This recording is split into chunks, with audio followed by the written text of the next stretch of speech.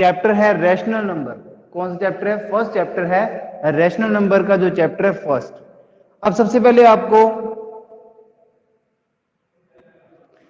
आपको ये पता होना चाहिए कि रैशनल नंबर क्या होता है। What is the rational number? तो सिंपल सी डेफिनेशन है रैशनल नंबर की, it is represented in P by Q form, कि जिसको अपने पी बाई क्यू की फॉर्म में रिप्रेजेंट कर सकते हैं उसको क्या बोलते हैं? रैशनल नंबर बोलते हैं। क्या बोलते हैं उसको? Rational number. जिसको पी बाई क्यू की फॉर्म में रिप्रेजेंट किया जा सकता है उनको रैशनल नंबर बोलते हैं। तो वर्ड के अंदर सारे के सारे नंबर रैशनल नंबर हैं। ओके, कोई भी नंबर है, अगर मैंने 2 लिखा तो वो भी रैशनल नंबर है। क्यों? क्योंकि उसके अपॉन में मैं 1 फिलअप कर सकता हूं तो वो फ्रैक्शन बन जाएगी। अगर मैंने लिखा 2/3, ये भी तो एक फ्रैक्शन है। तो मतलब जितनी भी फ्रैक्शंस होंगी उन सभी को क्या बोला जाता है? रैशनल नंबर बोला जाता है। पहली बात आपको ये पता होनी चाहिए। एक चीज और, एक नंबर ऐसा है जो रैशनल नंबर नहीं होता।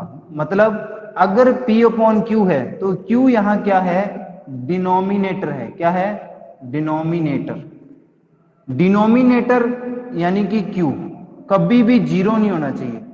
अगर जो ये डिनोमिनेटर Q है ये अगर जीरो हो जाता है तो मतलब किसी भी नंबर के अपॉन में जब जीरो आ जाएगा तो आप उसको लिखोगे नॉट डिफाइंड।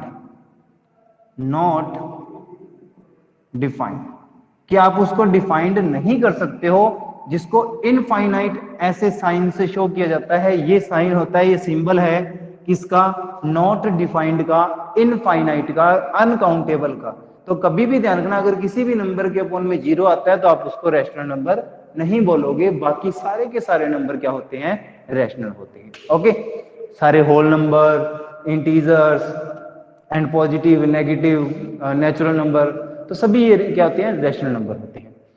अभी इसके बाद में ये तो सिर्फ इतना सा था कि रैशनल नंबर किसको बोलते हैं, तो आप सिंपली लिख सकते हो क्या?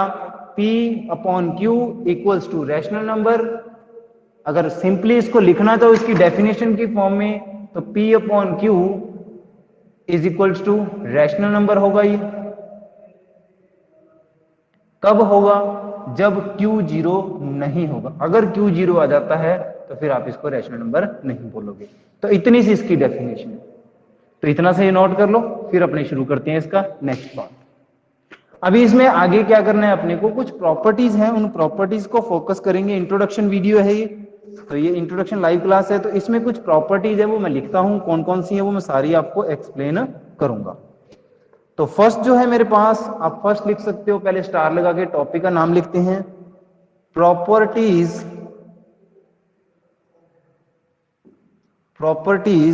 Of rational numbers. Properties of rational numbers, ये टॉपिक का नाम है। तो इसमें कुछ प्रॉपर्टीज,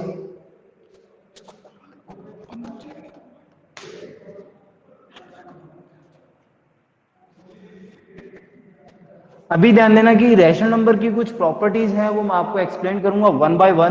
तो फर्स्ट मैं राइट कर रहा हूं यहां, फर्स्ट जो प्रॉपर्टी है उसका नाम है क्लोजर प्रॉपर्टी। कौन सी? Closure property. अब क्लोजर प्रॉपर्टी के अंदर देखो, यहां प्रॉपर्टी कोई भी रीड करें उसमें यहां 3 चीजें की जाएंगी। क्या? एक तो ऐड किया जाएगा, दूसरा सब्ट्रैक्ट किया जाएगा, तीसरा मल्टीप्लाई और फोर्थ डिवाइड। तो चारों चीजें अपने को करनी है। तो मतलब क्लोजर का मतलब क्या होता है? सिंपल सी बात यह है कि कोई भी कितने भी रैशनल नंबर हों उनका अगर ऐड, सब्ट्रैक्ट, मल्टीप्लाई, डिवाइड करें तो रिजल्ट भी क्या आना चाहिए? रैशनल नंबर आना चाहिए। तो उसको बोलते हैं क्लोजर प्रॉपर्टी। तो फर्स्ट टाइम मैं इसमें लेके चलता हूं ऐड। क्या लेके चलता हूं? ऐड। तो फर्स्ट मैंने इसमें यूज किया ऐड। अब ऐड के अंदर क्या करेंगे अपने? कोई भी 2 रैशनल नंबर ले लो, लेट एनी 2 रैशनल नंबर, कोई भी रैशनल नंबर लिख सकते हो। Let any 2 rational numbers. तो मैंने लेट कर लिए, 1 तो लेट कर लिया 3/2 एंड सेकंड को मैंने क्या लेट कर लिया?